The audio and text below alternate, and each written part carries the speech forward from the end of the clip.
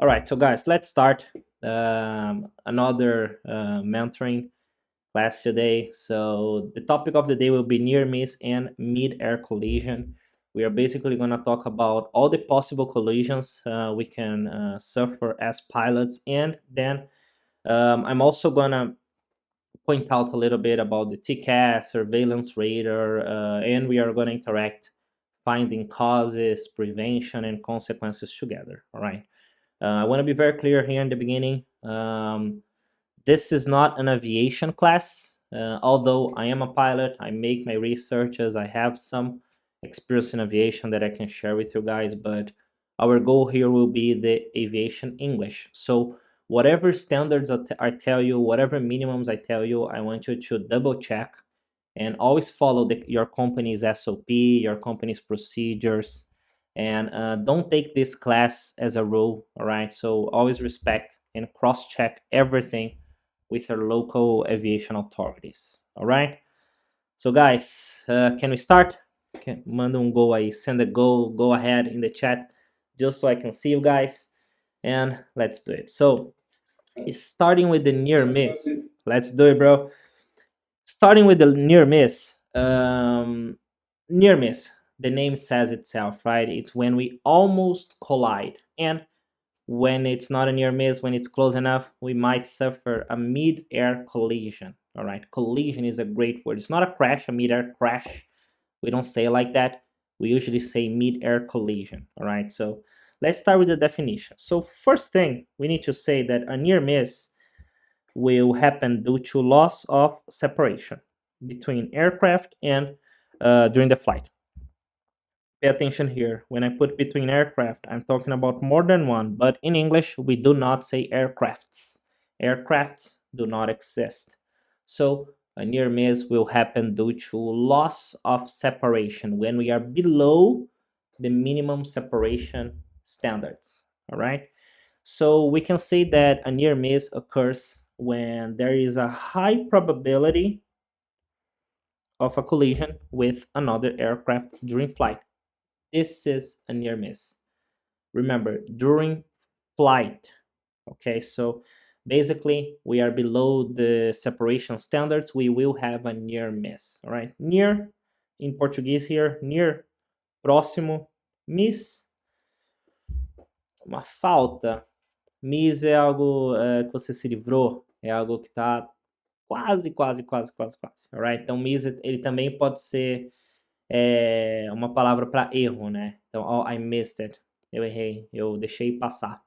Tá bom? A gente não tem essa tradução igual no inglês. Então, when we say that we have a near miss, is when we almost collide with the airplane. It is dangerous enough, so pilots need to file a report. Okay? And as you already know, I always want your participation here. Guys, let's start with the vocabulary early today.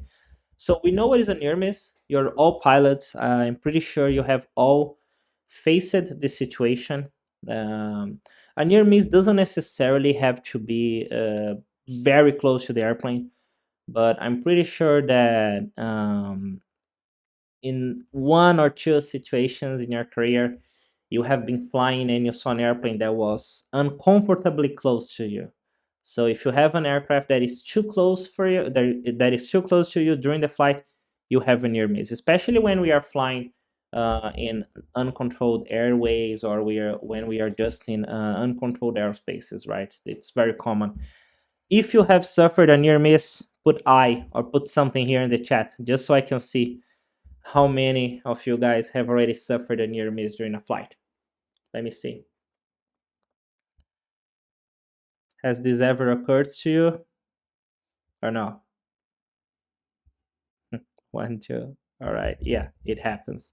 It happens, guys, especially when we fly among other regional airplanes with flight schools and everything. We might suffer near misses during the flight. So let's talk about the causes. Who's going to help me? You can type or you can speak. What can cause a near miss, Captain? Teacher, it can be caused by different QNH. Different QNH, all right. Let's not put different QNH. Different QNH. Yeah, all right. Let's put this. So different. I don't want to put QNH because QNH is the measure. I want to put different altimeter settings. All right. Okay. The miscommunication. Great job, man. Bad weather. Bad weather. Perfect. Which bad weather in particular? If you are through like fog, or if you're passing through clouds. Good. So let's put poor visibility here because I want to use your example to bring two. So for example, bad weather is perfect, but we can gain an extra one. We can say poor visibility or turbulence. Both weather. Jet stream turbulence, yes. Jet stream turbulence. Let's say that this is a wake turbulence, right? Wake turbulence as well. Okay. What else, guys? I need one more. So we have different altimeter settings, miscommunication, poor visibility, turbulence, wake turbulence. What else? Loss of systems. What was the other one? TCAS for TCAS, faulty TCAS. All right. I wouldn't say loss of transponder. loss of transponders. Yeah, loss of transponders. Let's say equipment failure. Transponder, because it might not be a loss. It might just be no. Let's say that, let's use something like misuse of transponder, right? So we might have different. No, I'm not gonna put misuse. Let me find a better one for transponder. So we can say faulty transponder, incorrect transponder settings, or faulty transponder. Let's put faulty transponder. Because a transponder will advise pilots about nearby traffic, but you don't need a transponder to maintain separation, right? There is one that I was looking for, one specific one I was looking for. What happens? So, for example, I'm flying in an area where I don't need a transponder, or I don't have an identifiable code. Visibility is good. My altimeter is QNE. Radar is for the controllers. What else? One that fits almost every emergency. Remember when we talked that we can always put some how can I call it? We can say that we can always put some specific examples or generic ones. There's a very generic one that will help. So imagine everything's okay. You don't have turbulence. The visibility is good. You are communicating well, reporting your position, and you are flying QNE. You're flying in the standard atmospheric pressure. So a level bust can cause a near miss, but also remember that we have specific flight levels to follow. We can say that we could have a poor flight planning. All right. Imagine we plan our flight and we are just flying in the wrong flight level. We need to fly odds and we start flying evens. All right. Opa. I pressed the wrong button here. Sorry, Moto. I asked you to unmute your microphone. Guys, that's it. So, what can cause a near miss? Which conditions can lead to a near miss? Which factors can contribute for a near miss? Well, a near miss can be caused by different altimeter settings between both aircraft, miscommunication, poor visibility, turbulence, wake turbulence, poor flight planning, incorrect use of transponder, a level bust, among others. All right. If you find these six examples are perfect for me. I love when we use six examples. Right. So uh, near uh, near miss is basically a loss of separation. We have already established that. So if a near miss is loss of separation, what is loss of separation, guys? When we say that loss of separation is that we're pilots and we must fly according to some specific standards and rules and necessary guidelines to maintain flight safety, right? So when we have loss of separation, be careful with the pronunciation. Lost of separation doesn't exist. It's never lost of separation. Loss of separation. So this happens when we are not complying with the lateral, vertical, or time separation minimums, and we have another airplane nearby. So if we are not complying with our separation, with the minimums of our separation, we have loss of separation, which could consequently lead to a near miss. Will be reported, and then things are gonna get ugly. All right, so basically we need to, depending on the airspace, we need to maintain between 1 and 2,000 feet from airplanes and around 15 nautical miles distance. This distance is normally measured by the controllers because there's no way to know, right? It's very hard for us to know without a very specific transponder. So we need to maintain around 15 nautical miles, 5 minutes, or 1 or 2,000 feet separation, right? That's basically it. So we always have odds and evens. One airplane is flying one heading, the other one is flying the other heading. They will be 1,000 feet apart, or 500 feet apart, or 2,000 feet apart. Easy work when we have loss of separation. Imagine you are the controller told you to climb to flight level 100. You are 300 feet above that, and the other pilot was on flight level 110 and he's 300 feet below that. Now you have a problem. Okay? So that's why it's very important to stick to our correct flight level, make sure we are leveled and stable. So if we have severe turbulence, this could be compromised, because if one aircraft suffers an updraft and the other one a downdraft, they could encounter. That's why we have 2 or 1,000 feet separation. And guys, I said that we have 2,000 feet separation from one side, and depending on one airspace, and we have 1,000 feet from another airspace.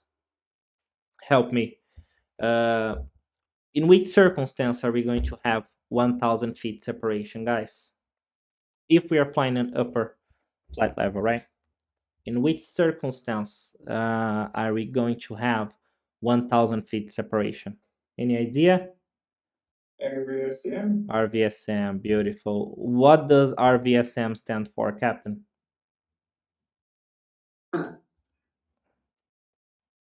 What is RVSM? Pode fechar o Google aí, quem tá com o Google aberto. RVSM. We have RVSM airspaces. What does this mean? RVSM. Romeo Victor Sierra Mike. Reduced vertical separation minimums. Good job, Dario. So we have RVSM airspaces. So basically, RVSM airspace is a layer of airspace in which the vertical separation is reduced from 2,000 to 1,000 feet.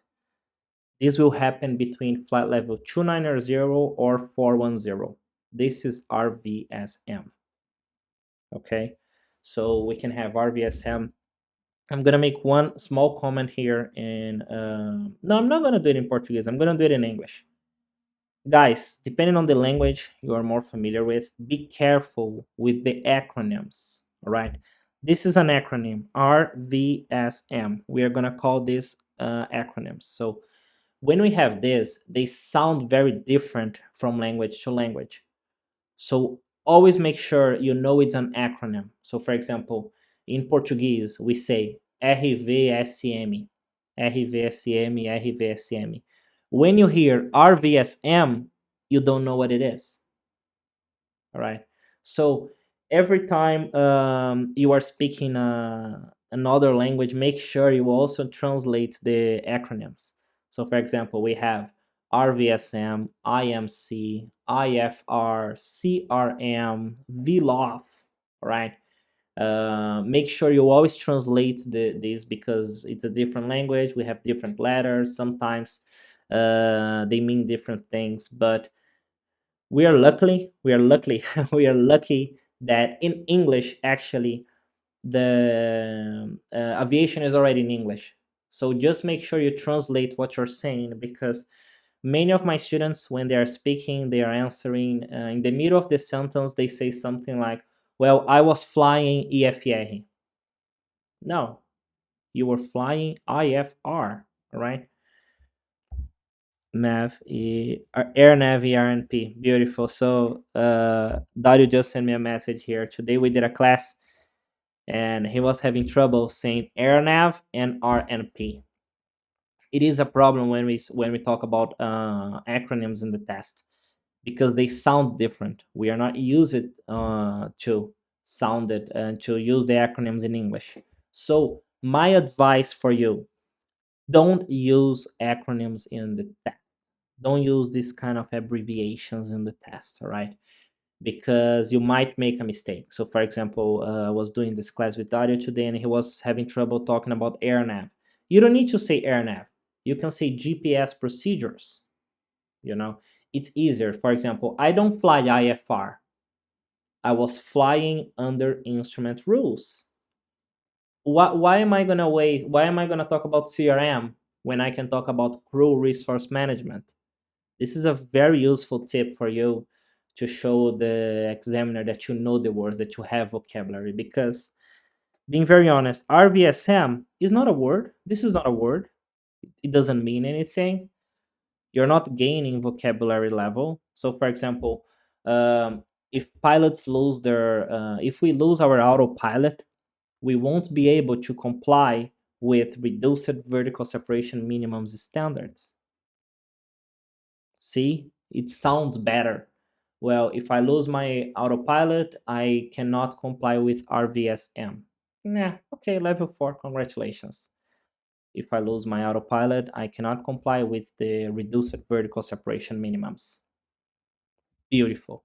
So never lose an opportunity to show vocabulary. All right, we don't have AirNav, we have GPS approaches, we have area navigation, right, which stands for. So let's get back to topic here. Normally, between flight level 290 and 410, we have 2,000 feet separation, because it's upper airspace, right? But with reduced vertical separation minimums, we only have 1,000 feet separation. This is very important because, first, no, I want you to help me, guys. You can speak Portuguese if you don't know it in English. I want two benefits. Give me two benefits for RVSM. Who can help me? Why is RVSM good? Why is this good for pilots? Two benefits. Can anybody help me? More aircraft in airspace. More aircraft, and what's the other one? In airspace. Yep, all right. So I wouldn't say more aircraft in airspace. I would say that this is I'm gonna change our vocabulary here. We can say we can double the capacity. Good. The capacity on predetermined airspace.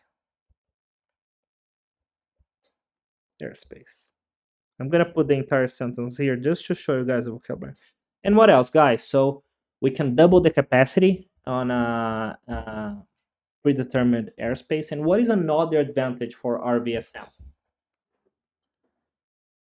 So now we can have twice as many airplanes. But why do we need twice as many airplanes?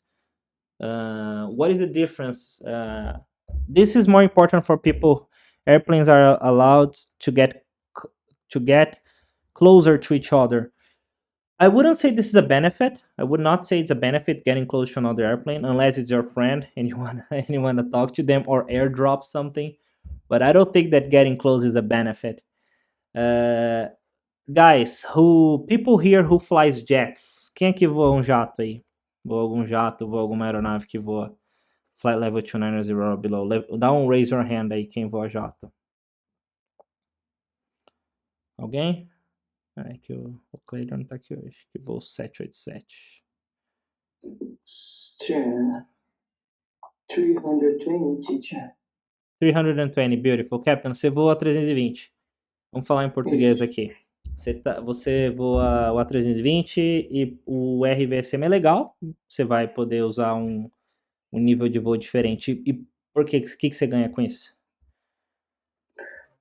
Podemos até voar em nível restrito, Beautiful. dependendo da situação. Ou you can fly close to close to your optimum altitude. All right? Yes. Consumption. Sorry? Fuel consumption. Fuel consumption and performance. So airplanes can fly close to their optimum altitude. Quem já viu o próprio curso Step Climb, não é? A gente faz Step Climb e por causa de tráfego e também para chegar perto da nossa altitude ótima, não é? So with RVSM, we don't have a 2,000 feet gap. We have 1,000 feet gap. So if we are flying RVSM, it's safer for us to get closer to our optimal altitude. This will increase our performance, we will gain more thrust, and also it's going to reduce the fuel consumption, consequently saving money. So RVSM is very important because it's going to, of course, double the airspace capacity, and airplanes are going to fly closer to their optimal altitude, which will reduce operational costs. All right? Gustavo, higher, not more high, okay? Spend less fuel because the aircraft can fly higher. Beautiful, man. That's it. Spend less fuel. Tá legal, Gustavo. Eu não quero você falando spend less fuel. Lembra? It can reduce the fuel consumption. Ok? Quem tá mais básico pode falar spend less fuel. Gustavo não, está proibido. Então, ó, it can reduce the fuel consumption. Ok? Põe um terno aí, pô. Vamos falar chique. All right, guys. So RVSM stands for Reduced Vertical Separation Minimums. It is a layer of airspace in which the vertical separation goes from 2,000 to 1,000 feet. This airspace is normally from flight level 290 and 410. Okay. Two benefits. There are two major benefits. First, is going to double the capacity of our airspace, and jet airplanes will fly closer to their optimal altitude.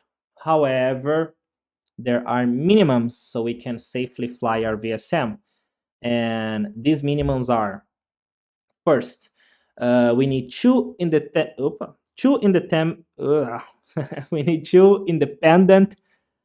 altitude measurement systems. Basically, we need two independent altimeters. We need precision altimeters, right? So we need two independent altitude measuring systems. So two independent altimeters with independent probes. So we have redundancy, okay, redundancy. We need one as a backup. We also need an altitude alerting system, so we do not inflict a level burst. Remember, if we are flying 1,000 feet separation, and this guy is 500 below, this guy is 400, sorry, this guy is 500 below, this guy is 400 above, we only have 100 feet separation. Sometimes this is around 100 feet, so you might crash, okay? So RVSM is we need very precise navigation. We need very precise automation. So basically, we are going to need a secondary transponder and autopilot. All right, we need two independent autopilots. But why didn't I put autopilot here? Because RVSM is about altitude. So you don't actually need the full full autopilot. You don't need full automation for that. You basically need the altitude hold. So you need two independent altitude holds. Okay? Basically, if you lose your autopilot, you are negative RVSM. Okay? And this is the correct phraseology. negative RVSM. Ok? Português here, because this is safety. Perdeu algum instrumento. Perdeu algum instrumento. Perdeu o autopilot. Fraseologia, negative RVSM. Tá? Só falam negative. Request intentions. Request instructions. So, Houston Center, this is an Equine 2-3. We just lost both autopilot systems. We are negative RVSM, requesting instructions. They will just tell you to climb or not, or they will let you stay in that flight level, but will increase the separation from other traffic. All right, so you will probably be vectored in this situation. So negative RVSM is the phraseology. Guys, about reduced vertical separation minimums. Any questions? Easy work. Send me a go ahead so I can continue. Just so I know if you guys don't have a problem.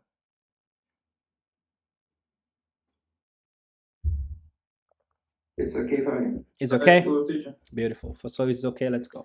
Now, we have loss of separation. We have a near miss. We know what can cause a near miss. We know what is loss of separation. We know everything we need to know about RVSM. Now, we must prevent loss of separation. So, pilots must ensure is the same as guarantee, is make sure. So pilots must ensure they are keeping the required separation minimums in order to avoid loss of separation. Guys, how can we prevent loss of separation? Help me. I want 8 examples if possible. How can we prevent loss of separation, guys? I'm not gonna answer because I already know. I wanna see if you guys. Communication. Good communication, good. So let's change it. Let's say by maintaining constant. I'm not gonna say communication because I wanna change the vocabulary. So by maintaining constant reports. So reporting your altitude. Sorry? Sorry? ATC contact. ATC contact, all right. ATC contact. Maintain constant ATC contact or pilot's report. All right. Great CRM in the pilot's cabin. Good.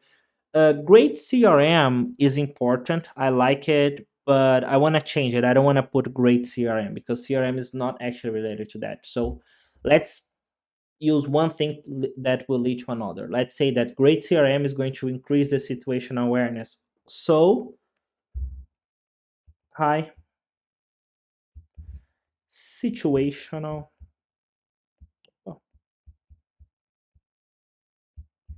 awareness. High situational awareness, good. Piyush, correct altimeter settings, good. Correct altimeter settings, yeah. I'm not gonna put anything about Q&E. I'm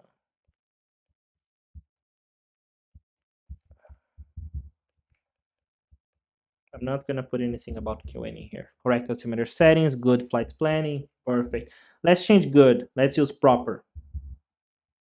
No, careful. Careful flight planning. I wanna show you guys more vocabulary. Good, Dimitri. Careful flight planning. Be careful, guys. Flight plan is the sheet. We do a flight planning, planejamento de voo, not plano de voo. So planning, right? Maintain high situational awareness and following checklists and procedures. Let's change the following checklists and procedure and just put respecting regulations. Respecting the regulations. Using a TCAS, beautiful. Using a TCAS. Using the TCAS, using the transponder, which will of course activate TCAS. What else, guys? So we can maintain constant reports in ATC contact. We can have, vocês nem avisam quando eu escrevo errado, né? High situational awareness, correct altitude settings, careful flight planning, respecting the regulations, using a TCAS. Correct flight level for the correct heading. Good. Teacher, no, Yep. no degradation from instrument. Sorry? No degradation. What do you mean, no degradation? Having the instruments working properly?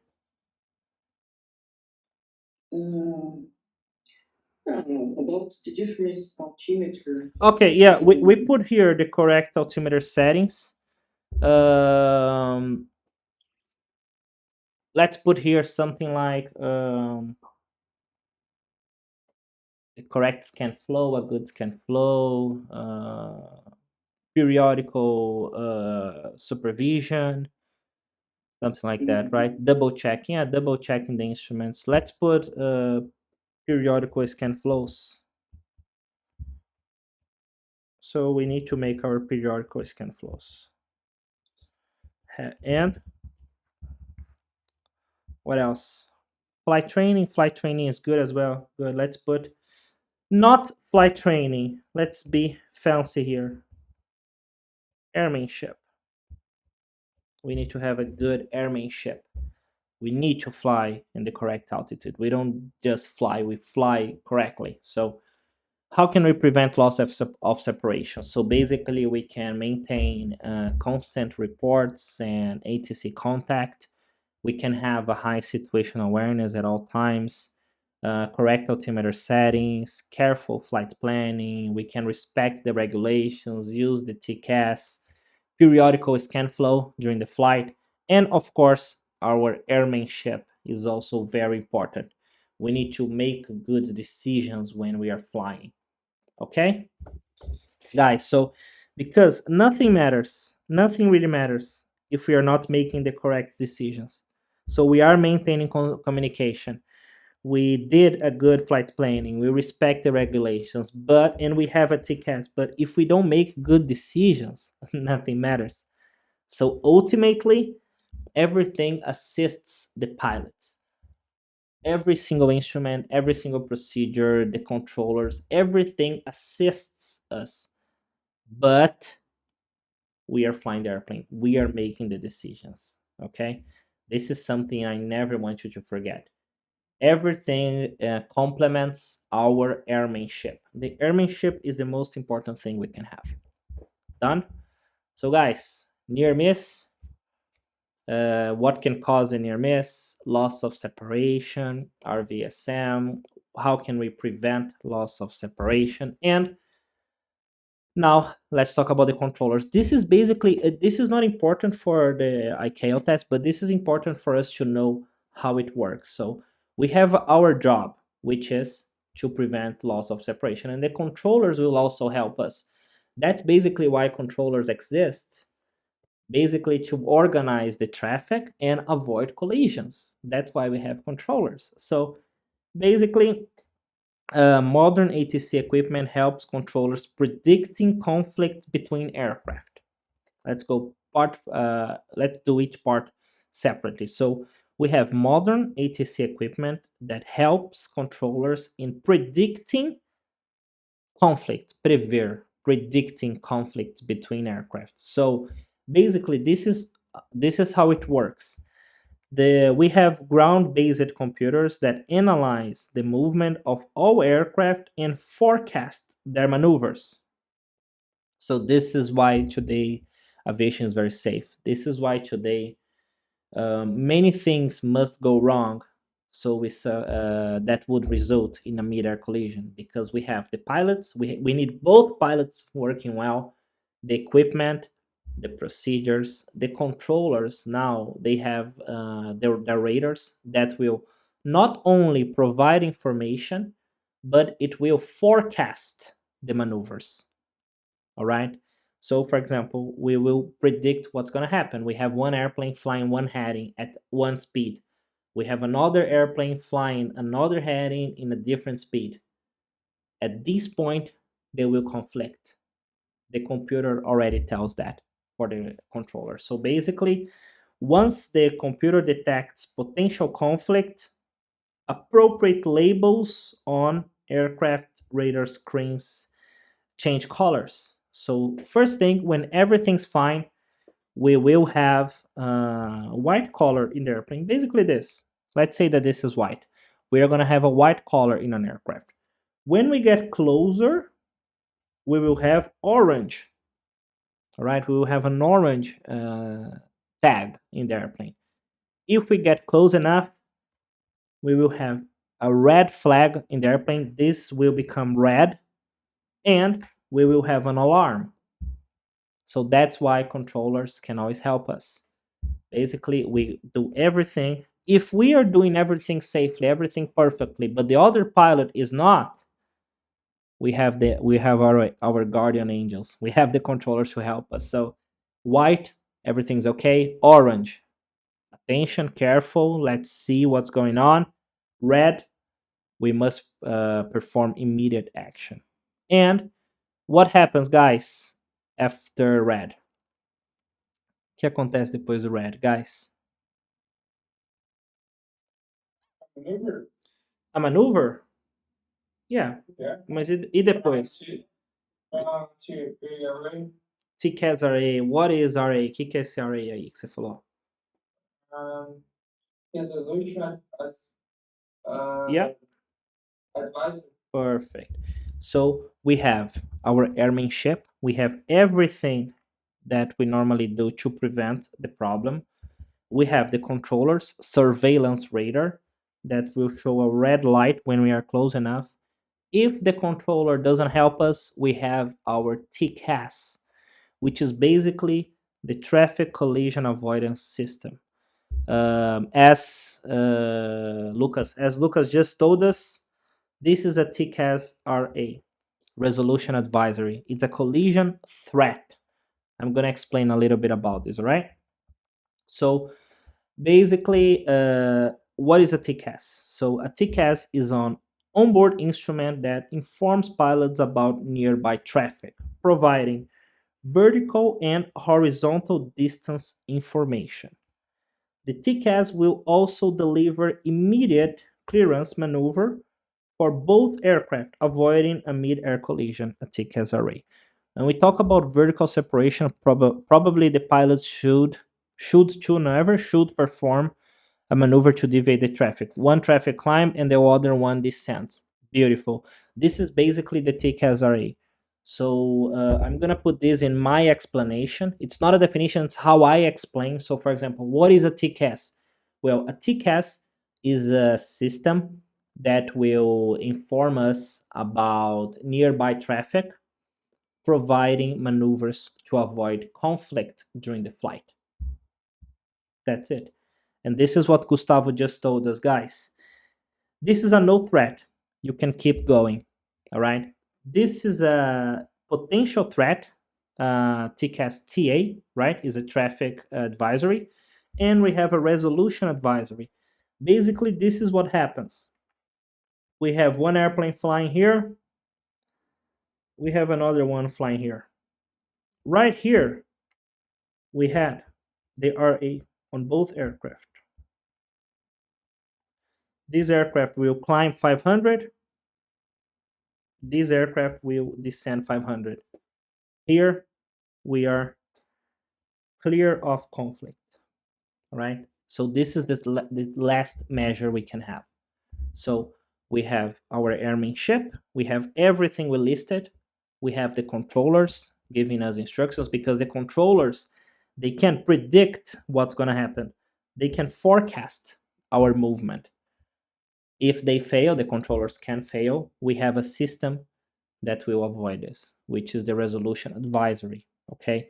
One aircraft will climb 500 feet. The other one will descend 500 feet. When they get in contact, they will have 1,000 feet separation. Okay. So this is the resolution advisory. Leonardo, are you flying the newer models of the A320? I believe the A320 already has it, but I'm sure that the A350 has the automatic RA, right? Today we already have automatic resolution advisories, which basically, when we have a TCAS RA, the pilots don't need to maneuver anymore. The airplane will automatically follow. Yep. Teacher, Airbus new Uh-huh. version Yeah. if possible, to avoid traffic collision automatically. Oh, the A320 as well? Yes. Beautiful, man. So Leonardo, he's flying the A320 Neo, and he can tell us it's automatic now. So, for example, today, yep. Is the wrong, in my opinion, the TCAS advisory is when the aircraft is when there is a threat in the area. Yep. And TCAS resolution is when you are a collision course. What is your opinion? You are My in answer. you are in a collision course. So when we have a TCAS advisory is when there is incoming traffic, and when we have a when we have a resolution advisory is when we have a potential mid-air collision. It's when we need to perform maneuvers. Okay, so basically the before having a resolution advisory we will have the advisory. So let's put it, what is the difference between a TCAS advisory and a TCAS RA, TCAS resolution advisory? Well, a TCAS advisory is when we receive a message about a traffic that is very close to our airplane.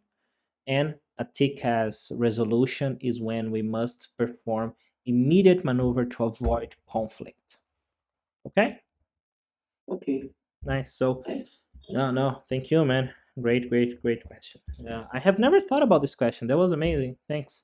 So yeah, advisory, we have the message, maneuver, we must perform something. This is the last thing that happens. And guys, help me. Quero ver quem vai me ajudar. In English, all right?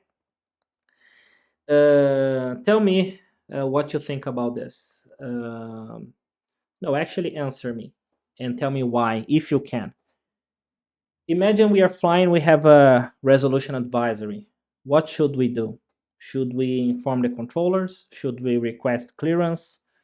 Should we follow our procedures? Should we maintain heading? What do we need to do in case of a resolution, guys? Start maneuvering immediately. Start immediate maneuvers. But what happens if we have a TCAS resolution, but the controller tells us to maintain our altitude? Who should we follow, the controller or the TCAS? We needed to follow the TCAS. Beautiful. We must always follow the TCAS. Why? Remember what I told you a while ago? We have ourselves, we have our flight, we have the controllers. The only way we will have a resolution advisory is if the controller fails, because the controller has more information than the TCAS. So in case we get to a point where we have a TCAS RA, we don't listen to the controller anymore. We follow the instrument, okay?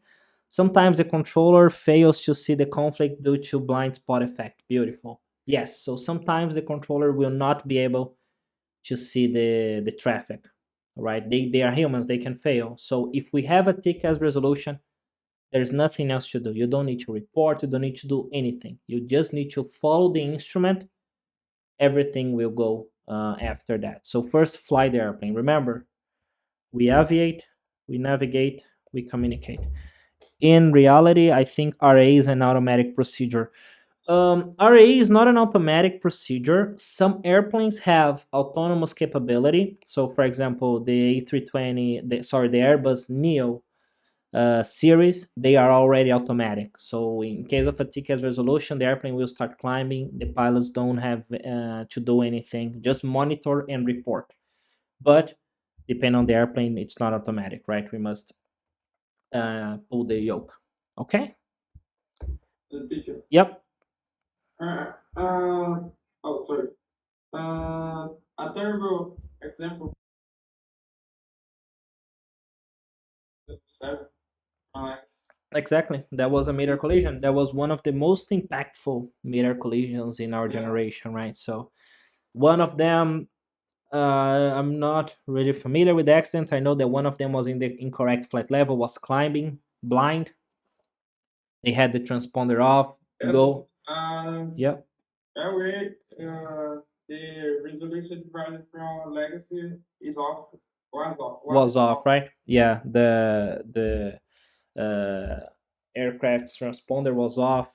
There, it was impossible to know it was there, and it just hit the belly of the Boeing, killing everybody involved. So it was very impactful event. But basically, as I told you guys, unfortunately, when we don't have airmanship, there's nothing that can help us. In the end of the day, the pilots will always be the last line of defense. So the TCAS can fail, the controller can fail, the radio can fail, your everything can fail, but not us. If we fail, we have all the rest. But if the rest fail and we are the last line of defense, there's nothing we can do. Sometimes it's unavoidable. All right. So we always need to be responsible for ourselves and for others. We never know who's flying the other airplane, right? So guys, this is it about our theme. We talked about near miss, the causes, loss of separation, prevention, RVSM. We also talked about surveillance radar from the controllers, TCAS for us. Now, when all our safeguards fail, shit's going down. So when all our safeguards fail, we can suffer. First thing, a mid-air collision. Okay, so we can suffer a mid-air collision. And what is a mid-air collision? How can we define it? So we can say that a near miss can develop into a mid-air collision. So a MAC, a mid-air collision, is an accident where two aircraft strike each other while both are in flight.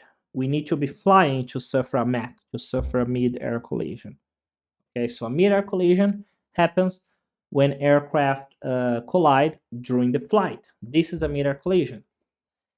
If we crash into a mountain, this is not a mid-air collision. All right, this can be a crash or a controlled flight into terrain. This is very interesting.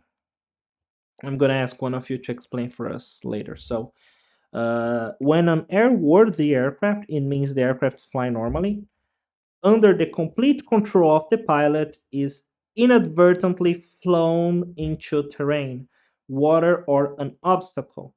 The pilots are generally unaware of the danger until it is too late. Guys, who can explain what is a CFIT? What is a controlled flight into terrain? O que é isso? We are flying, we hit a mountain. It's a CFIT. We have a CFIT. But what is a CFIT? Any clue? I don't know if you guys already know about an accident that happened because the pilots just followed the controller's instructions. Static as it was a Boeing 757 operated by DJI. Yep. I think I posted that in the platform, if I'm not mistaken. So, guys, very interesting that. I'm gonna find the report of this accident and I'm gonna share with the group tomorrow, right? With the students book, with the students book, with in our course group, right? In our WhatsApp group. I'm gonna share it with everybody tomorrow. I'm gonna find this. Don't let me forget, guys. What is a CFIT? We are flying. We hit a mountain. We hit the water. Qual a diferença de um CFIT para uma colisão, uma queda, para alguma coisa assim? Pode ser em português, depois eu traduzo. CFIT é uma perda de situação, consciência situacional. Good. Beautiful. E uma queda, aconteceu alguma coisa, né? Então, a CFIT is basically a pilot's mistake. The airplane is flying. The airplane is okay. Everything's fine. And we hit a mountain, we hit the water. This could happen due to poor visibility, lack of situational awareness, pilot incapacitation, unfamiliarity with the area, failure to comply with the minimum altitudes, with the MEA, MORA, MOCA, grid MORA, everything. This could lead to a CFIT. It's when the airplane is okay, but we crash, right? So airworthy aircraft, aeronave aeronavegável. So it's an airworthy aircraft in complete control of the pilot. hits a mountain, we have a CFIT. If we have a problem during over the runway, we can have a runway incursion, right? A runway incursion is when there is one aircraft on the runway and the other one is landing or taking off. It's basically the incorrect presence of an aircraft on an active runway. A runway incursion doesn't need to have a crash. Only if one aircraft's on the runway, the other one is taking off or landing, they already have a runway incursion, which could result in a crash. Remember the Tenerife. Whoever wants to watch, if you go to Aviation Flix in the platform, there's a very nice documentary about Tenerife. Very interesting. There are many factors involved. I know everybody knows about this problem, but there's a very nice documentary in the platform, right? So we can have mid-air collision, a CFIT, a runway incursion, or a ground collision. A ground collision is just shit happens. So ground collision happens when two airplanes collide during their ground movement. This can happen during pushback, parking, or during ground maneuvering in general. So we have a runway incursion over the runway, we have a CFIT with an obstacle, we have a mid-air collision during flight, and we have, of course, a ground collision while maneuvering. We just hit another airplane. This normally happens due to wingspan. Pilots don't normally consider their wingspan. They're not following the correct center line. They don't study the airport. They are in a very narrow taxiway. Sometimes, for example, if you are in a Learjet, you are basically safe. But if you are in an A380, you need specific taxiways. They need to have a clear area. They need to have a clear area on each side because of your wingspan. All right. Sometimes we can have posts. Have you seen? There was an accident, I think, 3 weeks ago. Not an accident, right? A problem. 3 weeks ago, where I think it was an A330 in China. They hit a light pole. The pilot didn't study the airport. The controller can fail, guys, but if you're flying an airplane, you gotta know your wingspan. You need to know the wingspan you have in your aircraft, right? That's pretty basic. That's something we need to do. Of course, it can happen to anybody, but we need to know the wingspan and how far are we from the objects. Guys, that's it. So here we have runway incursion. I put everything here just so you guys can know. Here we have a mid-air collision. Here we have CFIT, and here we have a ground collision. Collision is always better than crash. Okay? Okay, guys. Any questions? Any questions about our class? Let me close the recording. 1 second. Let me close the recording and we are gonna talk a little bit. All right. So guys, this is it for the class today. This is for the recording. I'm gonna stay here and I'm gonna talk to the other pilots here because we are live. So I always close. I don't record the beginning and the end of the class because this is where we normally talk about our secrets and have a little conversation about the thing. So thank you a lot. Hopefully this class helped you, and I'll see you next class. All right.